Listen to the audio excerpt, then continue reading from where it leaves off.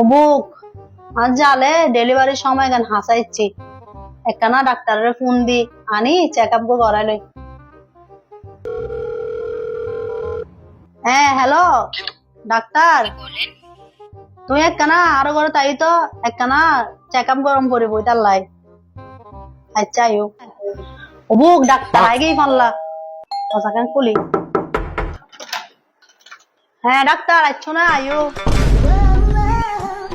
উফ ডাক্তার তুই তাহলে অবশেষে আইছু। আয়ু আয়ু আয়ু খুন্দি আয়ু।